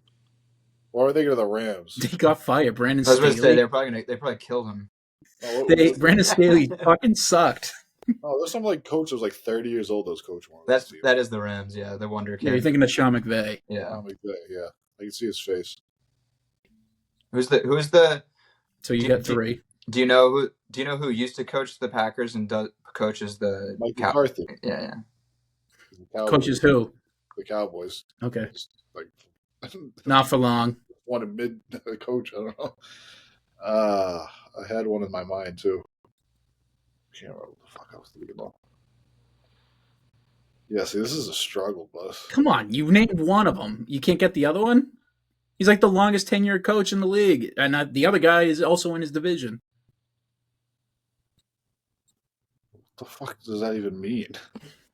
The guy who is said I named related to the other Harbaughs, one of the longest tenured coaches in the league, only beaten by a guy who's also in his division in terms of length of tenure.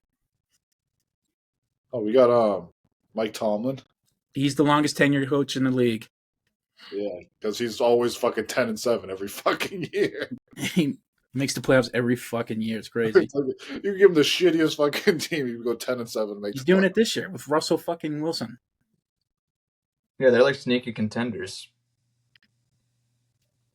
Hey, I think the Bulls are going to cover 24.5. Yeah, I should have just took them plus 14. Money line really fucking juiced up that bet.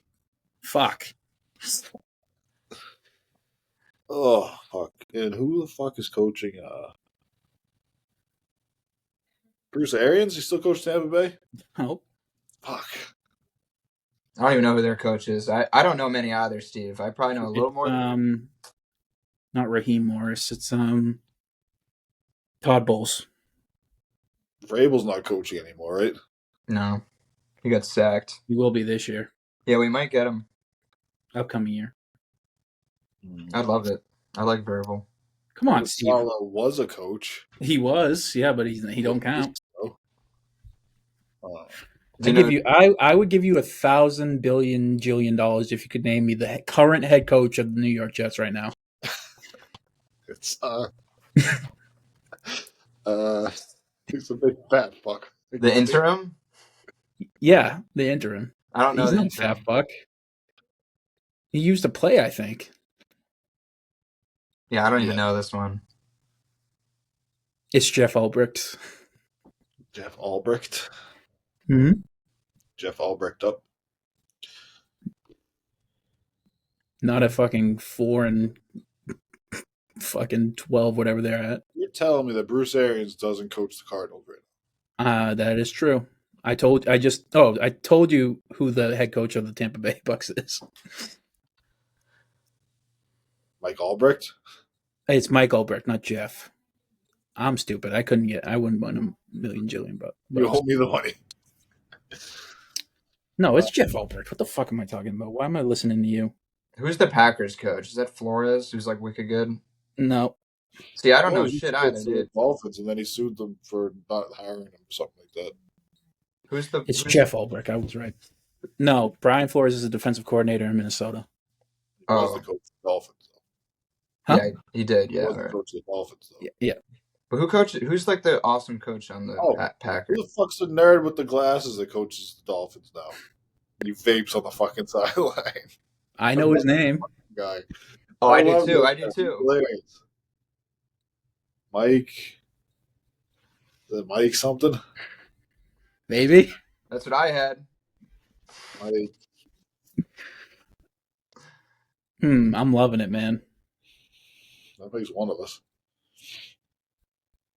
Mike McVeigh. I could really go for some McDonald's right now. I had Wendy's this afternoon. I'm really loving it, dude. Can't believe I drafted Jaden McDaniels. Yeah, dude, that's where'd you draft him at? Probably round 6. I don't even know. Nice. Remember. Oh my fucking god! Who's that? What are you doing? Who's the guy on Timberwolves right now? The coach? No, the forward who has a brother in the league. What's his name? Forward on the Timberwolves with a brother in the league. The one that was like they got KD, but we got. He's tall and lanky. He can shoot, but he's known for his defense. And he's got a brother. He's got like a twin in the league. Steele Alexander Walker? No. Oh my god! Take Jalen out of the fucking game. I was gonna say the Celtics are like losing. Just take Jalen out of the game at this point. He doesn't want to be there. Just take him out. Steve, we've been telling you the guy's last name for like 10 minutes now. It's Mike McDaniels. we said McDaniels like 6 times. How the fuck is like I really want that. I'm really loving it. I want some McDonald's. McDonald's is not McDaniels. Okay, he said Jaden McDaniels, which is not his name either. Yeah, I just made up a version of his name. And I think Jade McDaniels is the brother. Oh no, it's Jalen. Yeah. Yeah. That is the one where he was saying the KD comment too, that right? That was pretty funny. The ant quote. That's so fucking ridiculous. I didn't even think it was real. Yeah. Yeah, just sit Jalen down. Like, come on. So the Bulls are up 97-90, and that is an offensive foul. That's crazy. It's crazy that you would even argue that. I don't.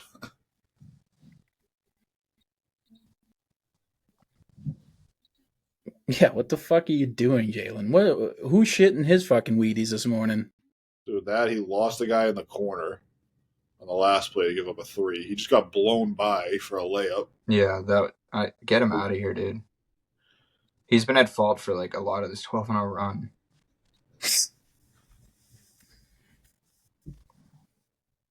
Jalen, you're hurting Derek White's fucking plus minus here. Come on. Damn, Derek just got a 3-point free throw call. That helps.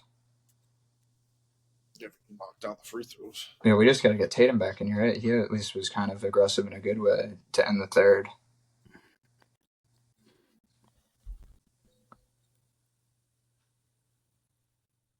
Steve, you skipped an easy NFL head coach, John Harbaugh, head coach of the Ravens. I remember Tim's brother. that Harbaugh bowl was sick. I hope they can play in like the playoffs. He's been the head coach of the Ravens for a decade and a half now at this point. Yeah, he won with Flacco. He beat his brother. Yeah, that was so fun when that Super Bowl happened. I hope the Chargers and Ravens face in the playoffs somehow or something. I don't know how likely it is the Chargers get in. I haven't followed much, but I think they're in the hunt. I've been trying to catch the score of the game. I think it might be at halftime. I have Cortland Sutton. Oh, they're losing 21-10. Bo Nix seems decent. Hell yeah! It's a great crop of rookie quarterbacks. The weakest one is Caleb Williams, dude. So far, Drake May is seriously good. I'm excited for the future if we can get a good team around him. I don't watch enough ball to like know exactly what but his throws just look like insanely good. I don't get it. He's the best player on the team right now. Yeah, he had a crazy throw against the Cardinals. So I was like, what the hell? The one where he threw it right in his like on the right side, like I don't even near the right sideline. That was insane. The Patriots would be the worst team in the league if we're not already.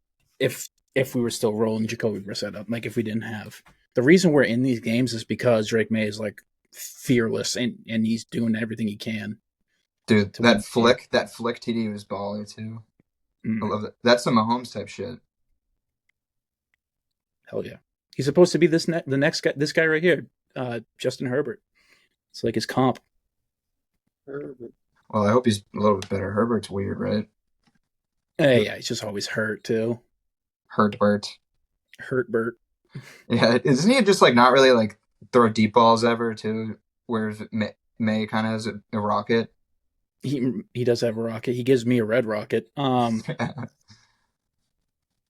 don't know. He also doesn't have many people to throw it to besides Ladd McConkey. No, that's also a thing. Yeah, we've some of the worst receivers. So if he's making it work with that, Kayshon Boutte, dude, that one of the interceptions I saw was so ridiculous from the last game. In the last game, it was bobbled off of Boutte's hands. It was like it's one of those plays where he just throws it where only the receiver can get it, and the receiver's bad, so he just bats it up in the air like a volleyball. Yeah, he lofts it to the defenders. He's like, "Here you go." So if you're not gonna catch it, at least have it hit the ground soon. Yeah, I'd rather you just fucking bat it down, dude. All of our receivers for the rest of the year should try and do those one-handed NFL street catches, where they're just like. You got to run up, jump off the wall, do a 360, and try to hit it like that, so that if they miss it, it just goes straight into the ground. And if they catch it, it's great. That's a game that has to come back. I can't believe they haven't remade that NFL Street. Apparently, it wasn't like it didn't sell well when they first came out with it, but then people just started buying it later on, and it started becoming a cult classic. It legitimately was one NFL Street 2. I got it the day it came out for PS2. I played that was besides GTA San Andreas, it's probably the game I played the most on my PS2 growing up. I fucking loved that game. That game was so sick. I remember I was playing with Nick Richard and Noah, and we were doing the 7-on-7, and you draft your own teams, and they had the legends unlocked. Like obviously, your first pick is going to be your quarterback or whatever. And I had first pick, but then they had Bo Jackson and who was the other running back in that game that was unbelievable? Eric Dickerson. I mean, they have them all. Dickerson. I mean, they had Amon Green. Fucking Edgerrin James was nasty. Yeah, you remember how it used to be like random legends were allowed though? I don't remember the legends. They had they had a bunch of random legends in there, but like it would randomly pick like a handful of them and put them in there to be selected for your 2-on-2 game or whatever, or your 1-on-1 game. So instead of picking a quarterback, I just picked Bo Jackson and Eric Dickerson, and then I just kept going. I kept doing the quarterback and the running back sneak from the shotgun formation, so that they never know which way I was going to run. I just ran up the score doing that. You fucking cheesed them, dude. Dude, you know who is like I remember in that game, like just Reggie Bush is like the best player of all time. Reggie Bush. Yeah, that was like when he was like when he won the Super Bowl too. One of the best players in that game was Priest Holmes. Priest Holmes, Amon Green. Did you guys mention Ricky Williams? Ricky Williams. He was on the cover. He's on the cover, yeah. You had Santana Moss and Randy Moss in that game. Jeremy Shockey. Yeah. Tiki Barber. Tiki Barber, yep. You could be Tiki and Rondé, I think. Charles Woodson from the Raiders on that. Quentin James. Yeah. Chargers. Kenny Stabler. Oh, let's just name some dudes. Shout out former Patriot Ken Stabler. Did he play for the Pats? We drafted him. I thought drafted by the Is that right? Did I make that up? No. We drafted a 3. Oh, well, I'm a little bit behind you. That ball was still in Peyton Pritchard's hands. I think there was 2 more passes before it got to him. You got my math streams is elite, dude. Yeah, totally legal streams is what you said, right? No, math streams. It's a no, we didn't draft Kenny Stabler. We drafted another guy who went to the Raiders and won a Super Bowl with them. Let's go, G White. Fucking energy. Wow, the Bulls are fucking falling apart on offense. The energy's fucking back, Steve. Can't wait to see that. I think it's just that the Celtics decided to like lock in. I think is what. Oh no, unless Derek White would be a top 5 cornerback in the NFL if he played. He always is getting those like Hail Mary interceptions. He better not. I'm saying he'd be a top 5 safety. I don't know if he'd be a top 5 corner. He's a little tall. I think he might get outran on a couple of those, trying to twist his hips on those. He'd be a nasty. Yeah, he has hands though. Dude, that one clip from the finals always gets me so hard. You know the one where you know when he catches it and throws it and like his shoe's like a millimeter from the floor when he's like doing, and then it gets back to Drew. It's the 3. Oh my god. Yeah, that play was sick. With the music on the background too every time. That clip and the Pritchard 3 I see on my timeline like every day, and I love it. Dude, the Pritchard 3 fucking gives me goosebumps every time I see it. Dude, it's like actually unbelievable that like to have the lore of him lead up to that too, of him doing that shit and then him doing it like that in the closeout game is. That was definitely the hardest I yelled at a sports thing in a while. I fucking exploded. Joe's fucking teed up here. Oh my goodness. He's throwing Sam Cassell around like he's a fucking. He actually got a tee, yeah. It was Jim Plunkett, Steve. That's who I was thinking of. Jim Plunkett? Oh, drafted him in the first overall. He sucked here, and then he won 2 Super Bowls with the Raiders. It's because we clearly shot a jump ball there. Missoula's pissed. Yeah, I don't know. That was a jump. How the fuck do they not call it a jump ball, man? Yeah, that's right. That must be what. What do they call? They call the foul on Pritchard. Yeah, for what? For grabbing the ball, I think. for Tony grabbing the Brothers. ball. It's a Tony Holy. Brothers special. The NBA does have the one thing that will kill the NBA is the refs. It's Tony Brothers. Oh boy. Scott Foster and Tony Brothers. No, you're kidding me. Another tech?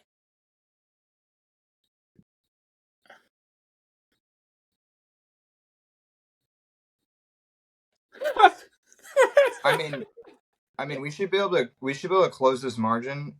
So hopefully this adds just absolute fire into our bodies. Yeah, now if we fucking light up, I hope we do win by fucking 40 now. Yeah, because if they just pissed us off this much and just only got 2 points out of it, not that much of a win.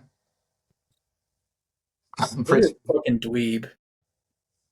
I hope somebody else on the team gets attacked. That would be fucking hilarious. This nigga just gets a fucking attack real quick.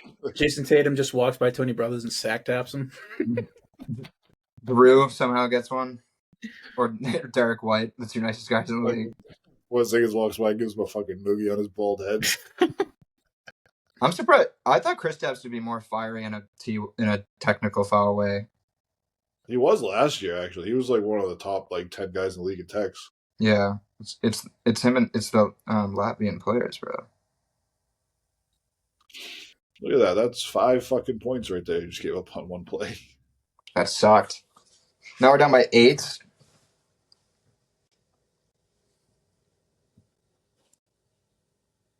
I'm not having fun. We go back to naming dudes. Ronnie Lott was in that game. He lopped off part of his finger in a Super Bowl. Ronnie lost? Yeah. That's fucking crazy. That's going back 40 years at the time. Yeah, he was on NFL Street. He was really good too. I'll be back. I'm gonna get some water for the end of this game. So they're just stressing me out. I'm thirsty and I'm hungry. Push him to drinking. Drink some water, dude. Bring Dexter back on. We need to change the vibes up. It's upstairs the page now. Oh man. Well, you're not gonna win every game in the NBA. It's never been done. No, it hasn't. It's also really nice to not really give a shit about losing games. Because who cares? Yeah. Go for a title, we don't give a shit. We're going to repeat. This doesn't say anything about the Celtics. No, you had a fucking terrible shooting night. Jalen had an awful night. You came out flat. You didn't play any defense all night, and you're still in the game. You could still win this game. We're talking like we lost the game. There's 4.5 minutes left, and you're down by. Yeah, we're down by single digits. Anything less than 15 is easy money for these guys to catch up to where we play. A 10-point lead is nothing in the NBA. Yeah, if we hit 2 threes, it's a 2-point game. This guy looks like Bill Simmons' fucking evil cousin. I hate him. No, I don't hate Bill Simmons, obviously. I think Bill's cool, but this ref. I mean, come on, let's blow the fucking whistle on that one there, fucking you dickhead. Holy fuck. That's an N1. Oh my Let's go. Goodness. Why does Tony Brothers hate us? Just why? What did we do to him? Dude. Did Red Auerbach bang his fucking mom back in the day? How is that not just on cookies? This is chaos. Yeah, you're going to be frustrated in a second, Cody. Don't worry. Up cookies again. This is so much chaos.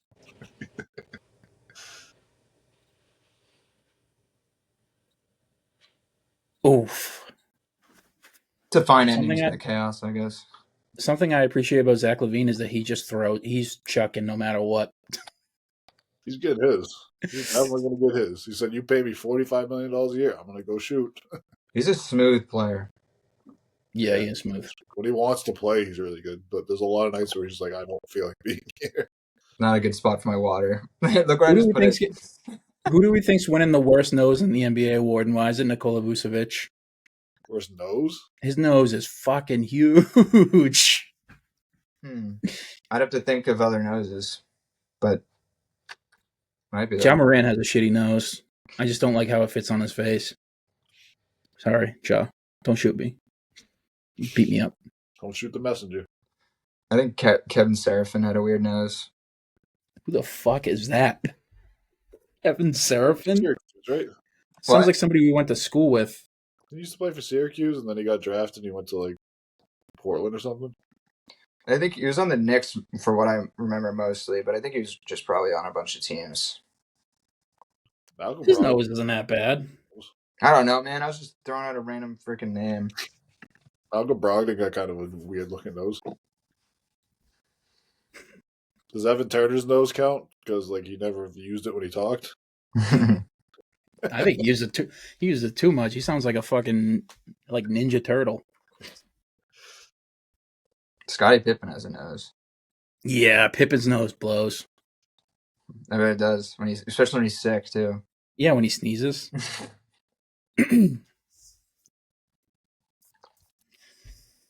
Oh boy, let's go Celtics. Patrick JB active. Oh no, Patrick Williams is 4 for 8 from 3. oh, 0 for 0 from the dunking spot. Yeah. Doesn't matter when you're hitting 50% of your threes, I guess. Oh, I didn't know Tatum was Swedish. He ain't finished. He ain't fucking finished.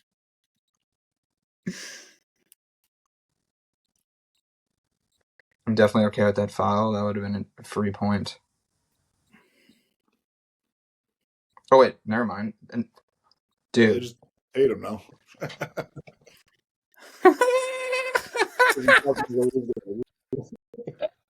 Tony Brothers, you are such a fucking pussy.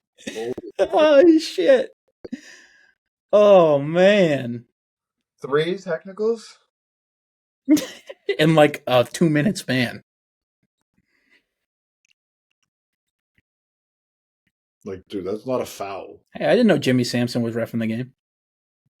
He was also wasn't even a technical. No, not funny.